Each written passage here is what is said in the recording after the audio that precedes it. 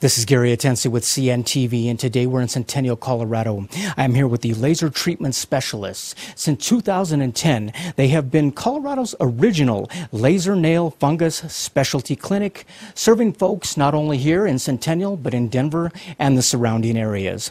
I'm here with Daniel, who is the owner, founder. Thanks so much for joining us here today. Let's start off a little bit, first of all, about yourself. You are a Colorado native. You were formally educated here with a master's degree. You went on to basically be a graduate of the Rocky Mountain Laser College. You began this in 2010. You felt there was a need here in Centennial, but you yourself have over 2 decades really of experience when it comes to learning and teaching in this type of industry. Tell me how it is you got started doing this. Well, Gary, you know, in 1997, about a year out of college, I started in the pharmaceutical field, and so I have had a long duration in the pharmaceutical sales field, about 8 years. And during that time, I had always been on the lookout for a way to deliver a treatment, a non-invasive, non-medication treatment, as an alternative to systemic and oral medications. And use of laser treatment for nail fungus was something that I learned about in mid-2010 and put together a clinical model. So my entire business is founded on a clinical model that optimizes outcomes over time with absolutely no safety concerns. Wow, that is a great story. I mean, quite honestly, the consumers, patients out there, we all want to look our best, feel our best from head to toe. Let's start at the bottom and work our way up. First of all, let's talk about a common disease there of toes, which is fungus. Tell us a little bit, is that more common than what people even realize many times? The statistics on a nail fungus, otherwise known as onychomycosis, the medical term, are 7 to 12% of the population. So there's a wide range. You know, then there are other statistics that indicate it's higher. It's perhaps 12 to 15 or even 20% of the population. So it does affect 40% of men over 50. So it is a little bit more common among men, but I also see quite a few women. So the split is about 50-50, and all age ranges, all the way from late teenagers all the way up to the early 90s. So there's a very wide age spectrum, so it can affect anybody throughout their course. Not only that, but some are mild and some are severe, I would imagine. What do they know what causes this abnormality? 80% of nail fungus cases are caused by one specific genus and species of fungus. It's called Trichophyton rubrum, or abbreviated as T. rubrum. And then there are other esoteric organisms that can cause the other 20%. Some are fungus, some are actually non-dermatophyte molds, and some are actually yeast species. But the T. rubrum is the most common cause. What are some of the early symptoms that people should be on the lookout for? Discoloration under the nail plate, a layer of spongy mass building up under the nail plate, and also sometimes there can be some discomfort, but it's typically non-symptomatic. It's more of a cosmetic issue, and but primarily the discoloration. That's the number one indication that there's a mycotic infection, is a yellow or a brown or sometimes a white appearance of the nail plate. And that's usually follows some type of trauma, which is the leading cause of nail fungus, either clipping a nail too short, which is actually the most common type of trauma, or any type of acute injury like dropping a brick on your foot or stubbing your toe can lead to a nail fungus. Is it a good idea for people to take care of these symptoms early on rather than leaving them untreated? I would imagine if they're untreated, they can become inflamed and even painful. Is that the case? Over time, the nail can thicken as the fungus build up the byproduct of enzymal secretion, and that is referred to as hyperkeratosis, and that can actually put a lot of pressure on footwear, and that can lead to inflammation of the nail bed. And so it can be very uncomfortable. And that needs to be filed down. That's part of the process of our treatment. We're talking about toes, but this can also take place on your hands as well. Is that correct? Fingernail infection can also occur, but it's less common because the fingernails grow twice the rate of toenails. And it's also usually caused by candidal or yeast species, not so much fungal species. So I do treat that, and I've treated that very successfully, and usually takes about half the time to clear it, but it is less common because of the growth rate of fingernails. And also the circulation and the fact that fingernails are exposed to a dry, cool environment, whereas the heat are exposed to a throughout the day at least, a warmer and more humid environment, which is conducive to fungal growth and proliferation. Excuse me. We live here in Colorado. I mean, as soon as the weather warms up, we throw on the flip-flops, the shorts, we're out and about. I would imagine something like this would even affect somebody's social confidence when they're out and about. Yes, in fact, a lot of folks, males and females, are self-conscious of their nails and will either wear Band-Aids in some cases, in extreme cases, or just keep their toes covered up, anything other than open-toed shoes. And so they're seeking this treatment as a cosmetic solution, a non-drug cosmetic solution, correct? Interesting. Before we actually discuss some of the laser technology that you're using here, tell me first of all, what do people do to get rid of this before laser came along? The traditional methodology for treatment is oral medication, 3 months of oral medication.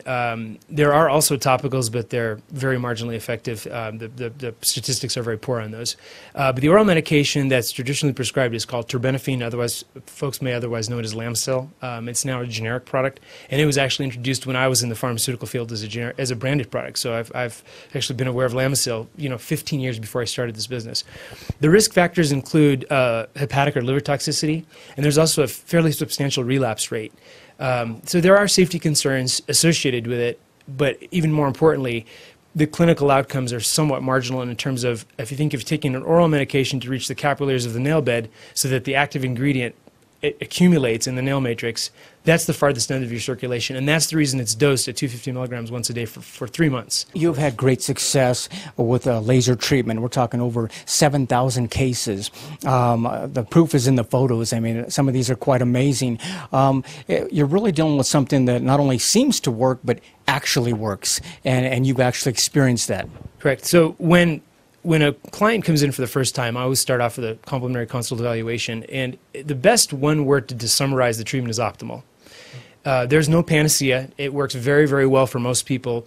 There are variables that make the treatments a little bit more complicated. For instance, poor compliance and perhaps severe trauma, where the nails more look like clamshell than a nail and it doesn't grow out at the normal rate. And that still can be treated. It just takes substantially longer. So it is really a gold standard optimal treatment that can be done completely safely and implements the synergy of the laser, which is heat absorbing the water, with the actually do also use a topical medication that's a compounded agent that's nail penetrating, and that synergizes with the laser very nicely. Like you said, this was founded on a clinical model that you put together. It's really a refined technique that basically making sure that it's a daily regimen to make sure that the duration was long enough as well as the intensity of what you're doing. Is that correct? Correct. So one of the most important aspects of the treatment is to have a treatment duration that's adequate for the fungal nail to grow out completely. So that's where a lot of treatments fail, is they treat some percentage less than 100 of when that nail, and it must be done on a nail-by-nail basis, and that's one of the things that I focus on is treating, if somebody comes in with 1 nail or 10 nails, each nail is treated individually, so over time they may require follow-ups and so forth on those nails that perhaps are growing slower or more severe or have more surface area infected. So basically, it would be very probably important to educate viewers out there that not all lasers are alike. I mean, quite honestly, you work with something called the Cool Touch. Tell me why that was an important piece of equipment for you. So it is in fact, the laser is an important element. I consider it one tool in the process that I deliver. Exactly. The wavelength itself is only absorbing water. It's very specific to water, and water is the key target. There are no other targets that are proven to be relevant in the terms of eradicating dermatophytes in the nail plate. Because if you think about fungal organisms, where does fungus thrive and proliferate? In a damp environment. Any species that's even related to fungus. So it's really water is the main target. And the laser spot size, it varies from 3 to 10 millimeters. So no matter what the nail size, I can get around the perimeter of the nail and have the precise laser size to treat any size nail adequately. I mean, so if it's targeting water, this can be used on any skin types, dark, light, or you name it. Correct. And so I also do offer non-ablative skin resurfacing, non-ablative fine line wrinkle reduction, as well as acne and acne scarring. Skin resurfacing is more of a deeper penetration. I do offer that as well, but the Cool Touch laser actually is more of a non-ablative, meaning non-burning. And it does absorb water, but instead of treating the nail, I actually use it to build collagen in the dermal layer of the skin, which reduces the effect of fine lines and wrinkles and acne scars, as well as shrinks the oil or sebaceous gland in active acne. So there are other uses for the laser. As laser gets more popular, we hear more about it. We therefore see a lot of specialists out there that maybe are claiming one-day cures for something like this, where it takes very in-depth, intense. Are the lasers themselves maybe many times different than what people use on, let's say, tattoo removal or even vein removal? Yeah, substantially different. So again, the laser that I chose to use when I founded the business, I wouldn't trade for anything on the market, simply because the criteria that are required for an optimal laser treatment, I believe this fulfills all of those. So it's not just the laser, though. It's really the intervals, the settings, the technique. It's a number of other parameters so it's the right tool, but it also has to be used the right way over the right course of time with other adjunctive elements as well.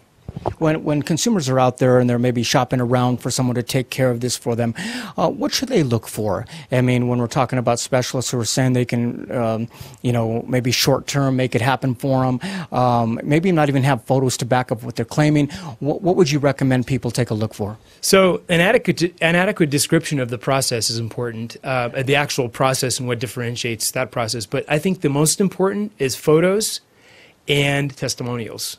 I've had full-name testimonials on my website. I've had a lot of very, very pleased clients.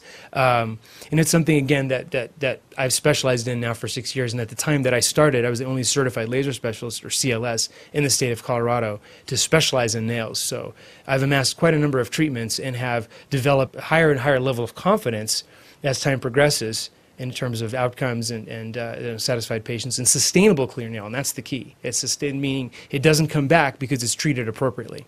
I see a lot of testimonials online, people that basically just after a few months down the line are amazed that it looks so different. They feel so much better about it. Let me ask you this. As far as the experience goes, the process, share with our viewers, it's pretty much is virtually painless. I mean, it's something they come in, it only takes, under half an hour, and you don't have to give up any of your daytime activities, really. Right. The actual laser treatment itself is anywhere from 5 to 15, maybe 20 minutes. And I spend time in the first visit very thoroughly explaining the process, answering any questions clients may have, taking photos. And that's another thing. I document all of my cases in terms of chart work as well as photos. And the photos are the most important because without the photos, it's difficult to really gauge rate of progress over time. But the actual treatment, I wouldn't say it's painful. It's not painless. There's a bit of a sting at the end of each pass, but it dissipates immediately. And that's something that's been very consistent across the thousands of treatments that I've done, is there's no lingering pain. There's no ablation or burning to the tissue. It's completely safe, and it's nothing more than a short sting that goes away as soon as the laser's taken off, and you go to the next nail or just wait a couple seconds to retreat it. And I do anywhere from 8 to 15 or more passes on each nail. What is great is that there's no side effects, because we're not talking about oral, taking anything in or something you could be allergic to. It's safe, it's proven, and actually it's done over a period of time, so can it be pretty much affordable? Right. So as far as it being to the site of infection, I think is what you're referring to. So drug delivery, traditionally, when I was in the pharmaceutical field, one of the key elements of treating some of these difficult infections, is delivering drug to the site of infection. They came up with all kinds of novel ways to deliver drug to the site of infection. Well, with this treatment, you're delivering laser energy to the site of infection, and laser energy that's not harmful or ionizing or in any way damaging to healthy tissue. That's the beauty of it. It's completely safe. It's just heat. It's infrared. If you look at the spectrum of energy, it's just heat. That's very specific wavelength of energy absorbing only water.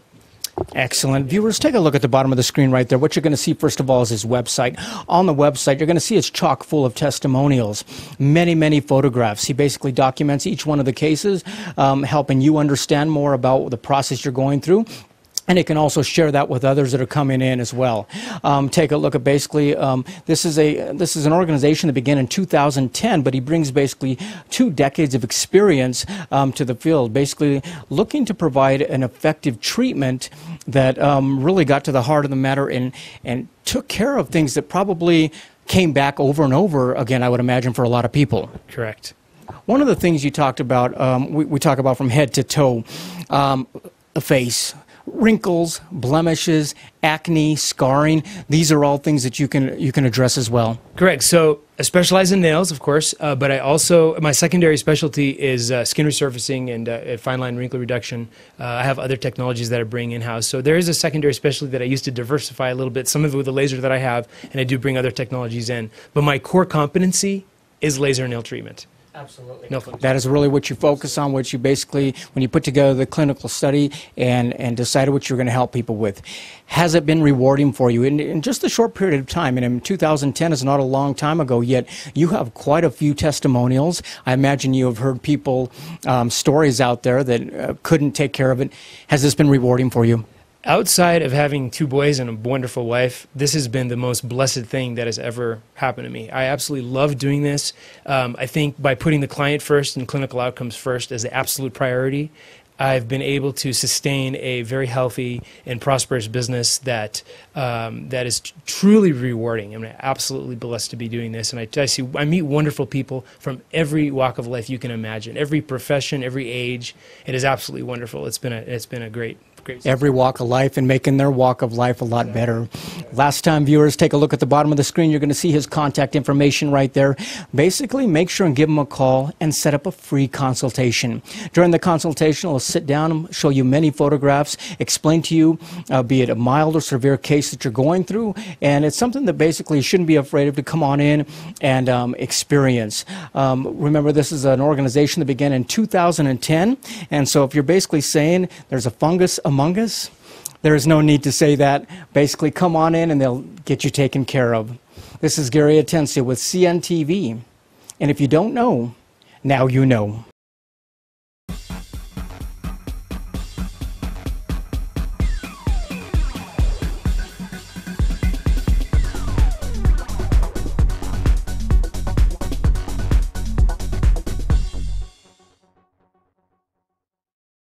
This is Gary Atencia with CNTV, and today we're in Denver, Colorado. I'm here at KU Interior Design. Since 2011, she has been helping you design your home and your life. I am here with the owner, interior designer. Thanks so much for joining us here today, Michelle. Let's start off a little bit about yourself. I mean, how's an individual who basically has training in computer science? You went on for over a dozen years in that occupation, feeding yourself, your lifestyle, yet at the same time not really feeding your passion. Basically, the passion was calling you back to looking back through a beautiful house magazine that really got the passion going for you. Share with me a little bit how it is you got involved in this industry. Well, like you said, from the first time I saw House Beautiful magazine, I fell in love with interior design, and I wanted to do it, but I didn't really grow up in an environment where I was exposed to it very much. I didn't really realize a lot of colleges had interior design programs, and when I was getting out of high school, someone said, you should do computer science, which is what I did. But all those years, I just decided that wasn't making me happy and wanted to go back to school and do what I really wanted to do. Wonderful. I mean, it's kind of strange because you're kind of still in the problem-solving industry. I mean, you really are solving problems for folks. I mean, anymore in our society, we're so busy, go, go, go. We are all looking for a home that we can come home to at the end of the day. And this is basically where a professional really comes in, like yourself. Exactly. I mean, when I went back to design school, I really was unprepared for how much my computer analysis skills served me in school, because design is really all about problem solving. Interesting. One of the things I notice here is the fact that, I mean, we've all looked through magazines like you did, and yet a professional understands that those designs didn't just happen. They really took a professional, a design, some planning. Is this basically what you're able to take folks through? Is that complete process? Yeah, I mean, we talk extensively at the beginning about what people want to get from their homes. You know, people have a lot of things that they want to accomplish in the confines of what they're working with. So it's about trying to figure out how we can arrange things to do all the things that they want to do, make it functional. I mean, if it's beautiful but it doesn't work for them, then it's really not very successful. One of the things, I imagine one of the important qualities of a designer like yourself is being able to listen on the forefront. How important is that first consultation where you're able to make sure that you're working on something that is the dream of that person? Well, it's pretty important, of course. I try to get a really good feel for what people like by looking around what they already have and talking to them about their needs. but I like to start my projects with a piece of fabric because that'll really set the tone. Sometimes I'll come back with exactly what they showed me, and when I'm making those initial selections, something might just grab me that's totally off the beaten track, and that might wind up being what they really like. I like to push people's boundaries a little bit. That is interesting. You mentioned earlier that it's important that it's functional. After all, these are not homes we're just looking at in a magazine. These are places that we have to live. They have to be suited to us personally. I imagine one of the most functional places in a home is the hub of our home, the kitchen. Why is that one of your favorite places?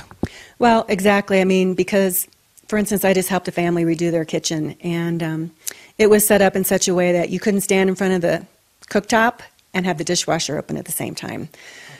The husband and wife like to prepare meals together, and they could barely move around the kitchen together. So changing that dynamic for them really changed their daily life.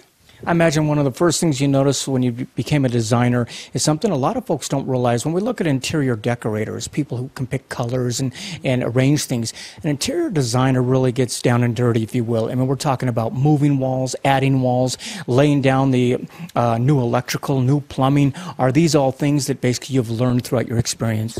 Well, definitely things that we talked a lot about in school and from personal experience. Like, for instance, my kitchen, where we are right now. If I'm in my workspace working and it starts to get dark, I virtually have to leave the kitchen to turn on the lights. So those are kinds of things that when I'm designing a kitchen that I'm taking into account, or anybody's home, not necessarily the kitchen, but what are you doing in that space and how is it going to work for you? Do you think it's almost an advantage for your clients because you do have a background in computer science, basically able to be analytical when it comes to dealing with the confines of an area or even keeping within budget? Yeah, I mean, I definitely think it's an advantage that I might have over some other designers, just knowing how to solve problems step by step. Let me ask you this. Obviously, your philosophy is that a room has to be a true expression of the people that live there. Is that kind of fun as you walk around and gain some insight as to what they like and really put everything together? Yeah, exactly. I mean, I'm not one of those designers that comes in and says, oh, you need to do this, this, and this. It's a really collaborative process. I like to work with them to make sure that we are doing something that they like. It's not about what I like. It's about what works for them and what's going to make them happy. I can take almost anything, whether I'm in love with it or not, and turn it into something beautiful. So if a person needs a whole room, whole house remodel, you can take that on. What about folks who just want to go a room by room design? Is that something you provide for as well? Yeah, totally.